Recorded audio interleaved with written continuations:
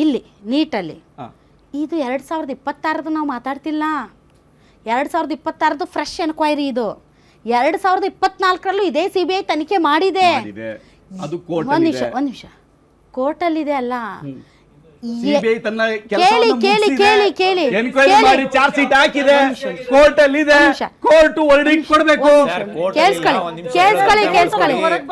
ಒಂದ್ ನಿಮಿಷ ಸರ್. ಯಾರು ಇದ್ದಾರೆ, ಅದ್ರ ಮೂಲ ಎಲ್ಲಿದೆ, ಎಷ್ಟರ ಮಟ್ಟಿಗೆ ಈ ಜಾಲ ವ್ಯಾಪಿಸಿದೆ ಅನ್ನೋದ್ರ ಬಗ್ಗೆ ಯಾವ ಕ್ಲಾರಿಟಿನೂ ಇಲ್ಲ. ಒಂದ್ ನಿಮಿಷ ತಡ್ಕೊಳ್ಳಿ. ಆಯ್ತು, ಅದಾದ ಮೇಲೆ ಯಾವ ಆಯಕಟ್ಟಿನ ಜಾಗಗಳಲ್ಲಿ ಯಾರಿಂದ ಆಗಿತ್ತು ಅವ್ರು ಯಾರೂ ಬದಲಾಗಿಲ್ಲ. 2 CBI ತನಿಖೆ ಆದ್ಮೇಲೆ ಏನಾದ್ರೂ ಒಂದು ಆಗಬೇಕಲ್ಲ ಸುಧಾರಣೆ, ಅದು ಕೂಡ ಆಗಿಲ್ಲ. ಇದೆಲ್ಲ ಮಾಡ್ಬೇಕಾಗಿರೋದು ಯಾರು? ಮಾಡ್ಬೇಕಾಗಿದೆ. ನಾನು ನಿಮ್ಮ ಮಾತನ್ನ ಕೇಂದ್ರ ಸರ್ಕಾರನೇ ಮಾಡ್ಬೇಕಾಗಿತ್ತು. ಈ ಜವಾಬ್ದಾರಿಯನ್ನು ಕೂಡ ಕೇಂದ್ರ ಸರ್ಕಾರ ಹೊರಬೇಕು. ಯಾಕೆ ಮಾಡಿಲ್ಲ ಹಂಗಾದ್ರೆ? ನಾವು ಡಿಮ್ಯಾಂಡ್ ಮಾಡ್ತಾ ಇದೀವಲ್ಲ ಮೇಡಮ್. ಯಾಕೆ ಅಂದ್ರೆ ಅವ್ರಿಗೆ ಚುನಾವಣೆಗಳಲ್ಲಿ ಗೆಲ್ಲುವಷ್ಟು ಇರುವಂತ ಆಸಕ್ತಿ, ಚುನಾವಣೆಯಲ್ಲಿ ಗೆದ್ದು ಅಲ್ಲ. ಈಗ ನಾಳೆ ಸರ್, ನಾಳೆ ಇನ್ನೊಂದು ಎಲೆಕ್ಷನ್ ಬರುತ್ತೆ ಸರ್. ಒಂದ್ ನಿಮಿಷ ತಡ್ರಿ. ನಾಳೆ ಇನ್ನೊಂದು ಎಲೆಕ್ಷನ್ ಬರುತ್ತೆ. ಆ ಎಲೆಕ್ಷನ್ ಅಲ್ಲಿ BJP ಡೆಫಿನೆಟ್ಲಿ ಗೆಲ್ಲುತ್ತೆ. ಆವಾಗ ಹೇಳ್ತಾರೆ, ಏನು ಹೇಳ್ತಾರೆ ಗೊತ್ತಾ? ನೋಡಿದ್ರಾ, ನೀವೆಲ್ಲ ಬಾಯ್ ಬಡ್ಕೊಂಡ್ರಿ, ನೀಟು ಮೋದಿ ಸರಿ ಇಲ್ಲ, ಧರ್ಮೇಂದ್ರ ಪ್ರಧಾನ್ ಸರಿ ಇಲ್ಲ ಅಂತ ಬಾಯ್ ಬಡ್ಕೊಂಡ್ರಿ. ಇವತ್ತು ಜನ ಏನು ಮಾಡಿದ್ದಾರೆ? ಜನ ನಮ್ಗೆ ಓಟ್ ಹಾಕಿದ್ದಾರೆ. ಜನ ಏನು ಹೇಳ್ತಿದ್ದಾರೆ? ನೀವು ವ್ಯವಸ್ಥೆ ಸರಿ ಇದೆ ಅಂತ ಹೇಳ್ತಿದ್ದಾರೆ. ಹಾಗಾಗಿ ಇದೆಲ್ಲ ಏನೂ ಅಲ್ಲ. ಮುಗಿದೋಯ್ತು. ಮಕ್ಕಳು ಭವಿಷ್ಯನು, ಯಾಕಂದ್ರೆ ಜನ ಓಟ್ ಹಾಕ್ತಾರಲ್ಲ. ಆದ್ರೆ ಒಂದು ಮಾತು ಮೇಡಮ್, ಇದು ಒಟ್ಟು 551 ನಗರಗಳಲ್ಲಿ ನಡೆದಿದೆ, 14 ದೇಶಗಳಲ್ಲಿ ನಡೆದಿದೆ. ಆದ್ರೆ ಭಾರತವನ್ನು ಹೊರತುಪಡಿಸಿ ಪ್ರಪಂಚದ ಬೇರೆ ಬೇರೆ ದೇಶಗಳಲ್ಲಿ ನಡೀತು 14 ನಗರಗಳಲ್ಲಿ, ಅಲ್ಲೆಲ್ಲೂ ಕೂಡ ಯಾವ ಭ್ರಷ್ಟಾಚಾರವೂ ಆಗಿಲ್ಲ, ಯಾವ ಪ್ರಶ್ನೆ ಪತ್ರಿಕೆ ಲೀಕು ಆಗಿಲ್ಲ. ಇಲ್ಲಿ ಮಾತ್ರ ಆಗಿದೆ. ಹೌದು, ಅಂದ್ರೆ ಅವ್ರು ಹೇಳ್ತಾ ಇರೋದು 551 ಎಕ್ಸಾಮ್ ಸೆಂಟರ್ಸ್ಗಳು ಸೇರಿದಂತೆ ಬೇರೆ ಕಡೆ 14 ದೇಶಗಳಲ್ಲೂ ಕೂಡ ಎಕ್ಸಾಮ್ ನಡೆದಿದೆ. ಆ 14 ದೇಶಗಳಲ್ಲಿ ನಡೆದಿಲ್ಲ ಅವ್ಯವಹಾರ, ಆದ್ರೆ ಭಾರತದ ಒಳಗಡೆ ಮಾತ್ರ ನಡೆದಿದೆ ಅಂತ. ಆಯ್ತು ಉತ್ಕರ್ಷ್.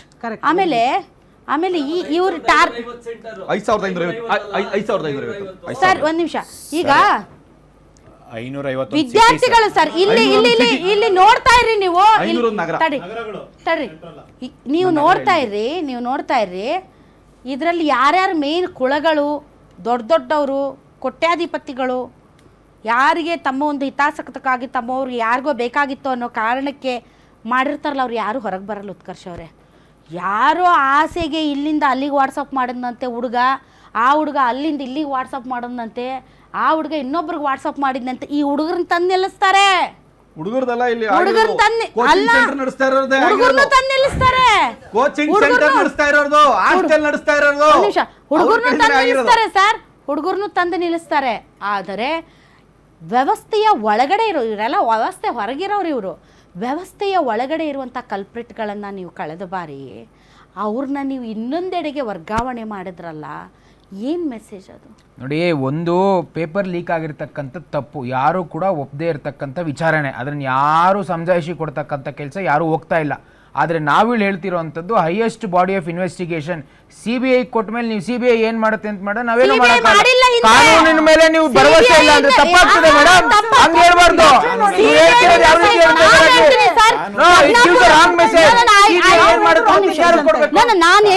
ನಾನೇ ಹೇಳ್ತೀನಿ ಸರ್, ಪ್ರಜ್ಞಾಪೂರ್ವಕವಾಗಿ ಕಳೆದ ಬಾರಿ CBI ಏನ್ ಇನ್ವೆಸ್ಟಿಗೇಷನ್ ಮಾಡಿ ಏನೂ ಮಾಡಿಲ್ಲದೆ ಇರೋದ್ರಿಂದ ಅರೆಸ್ಟ್ ಮಾಡಿದ್ದಾರೆ.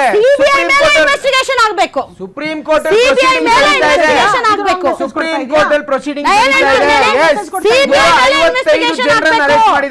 CBI ಮೇಲೆ ಇನ್ವೆಸ್ಟಿಗೇಷನ್ ಆಗಬೇಕು. ಹೌದು, ಕಳೆದ ಬಾರಿ ಏನ್ ಮಾಡಿದ್ರಿ? ಕಳೆದ ಬಾರಿ ಜಡ್ಜ್ಮೆಂಟ್ ಕೊಟ್ರೆ ತಪ್ಪು ಅಂತ ಸುಪ್ರೀಂ ಕೋರ್ಟ್ ಮೇಲೆ ಇನ್ವೆಸ್ಟಿಗೇಷನ್ ಮಾಡಿ ಅಂತ ಭರವಸೆ ಮೂಡಿಸಬೇಕು ಜನರಲ್ ನ್ಯಾಯಾಂಗ ವ್ಯವಸ್ಥೆ ಬಗ್ಗೆ.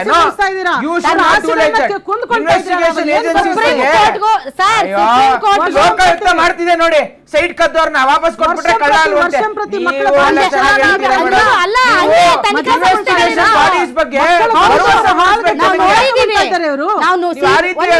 ಹೌದು. CBI, ED ಏನ್ರಿ IT ಎಲ್ಲ ಯಾವ ರೀತಿ ಕೆಲಸ ಮಾಡ್ತಾ ಇದ್ದಾವೆ ಅಂತ ಇಡೀ ದೇಶದ ಜನ ನೋಡ್ತಾ ಇದ್ದಾರೆ.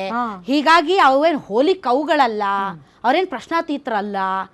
ಕಳೆದ ಬಾರಿ 2024ರಲ್ಲಿ ಇನ್ವೆಸ್ಟಿಗೇಟ್ ಮಾಡಿದ್ರಲ್ಲ ಸ್ವಾಮಿ, ನೀವು ಏನ್ ಮಾಡಿದ್ರಿ?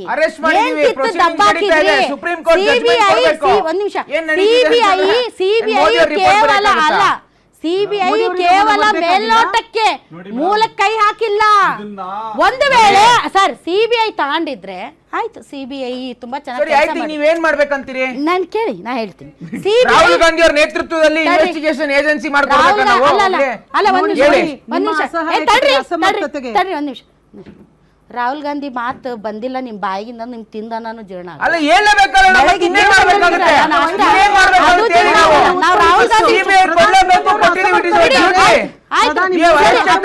ನಾನು ಅನ್ಕೊಂಡಿದ್ದೆ ಪ್ರಧಾನಿ ನರೇಂದ್ರ ಮೋದಿ ಅವರು ಅಂತ. ನಿಮ್ ಪ್ರಕಾರ ರಾಹುಲ್ ಗಾಂಧಿ ಅವ್ರು ಇರ್ಬೇಕು.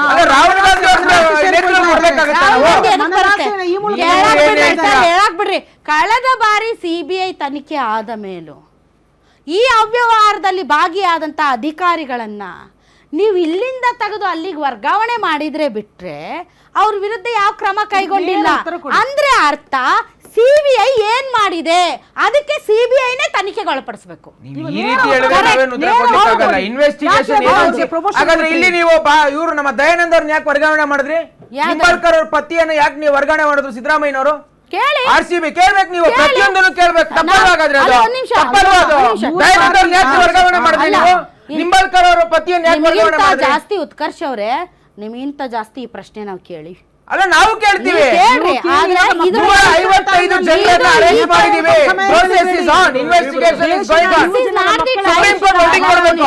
ಅಲ್ಲ ದೇಶದಲ್ಲಿ ಹೆಂಗಾಗಿದೆ ಗೊತ್ತಾ ಮೇಡಮ್? ಕಾಂಗ್ರೆಸ್ ಅವರು, ಕಾಂಗ್ರೆಸ್ ಸಿಂಪಥೈಸರ್ಗಳು ಎಲೆಕ್ಷನ್ ಗೆಲ್ಲಕ್ಕಾಗದಂತೆ ಚುನಾವಣಾ ಆಯೋಗ, ಬಿಜೆಪಿ ಎಲೆಕ್ಷನ್ ಗೆಲ್ಲರೆ ಎಲ್ಲ ಸೂಪರ್ ಆಗಿದೆ, ಎಲ್ಲ ಬೊಂಬಾಟ ಕೆಲಸ ಮಾಡ್ತಿದೆ.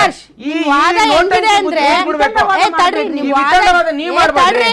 ನಿಮ್ ವಾದ ಹೆಂಗಿದೆ ನೋಡ್ರಿ, ನೀಟ್ ಕ್ಯಾನ್ಸಲ್ ಆಗಿ ಮಕ್ಕಳೆಲ್ಲ ವಿಲವಿಲ ಅಂತ ಒದ್ದಾಡ್ತಾ ಇದ್ದಾರೆ ಅಂತ ಅಂದ್ರೆ ಅವತ್ತು ಕೊಟ್ಟಿದ್ದು ಅಲ್ಲ ಪಾಪ ಈ ಕಾಂಗ್ರೆಸ್ ಸಿಂಪಥೈಸರ್ಸ್ ಹಿಂಗ ಆಗ್ಬಿಟ್ಟಿದೆ. ಚುನಾವಣೆ ಗೆದ್ರೆ SIR, ಸೋತ್ ಬಿಟ್ರೆ SIR,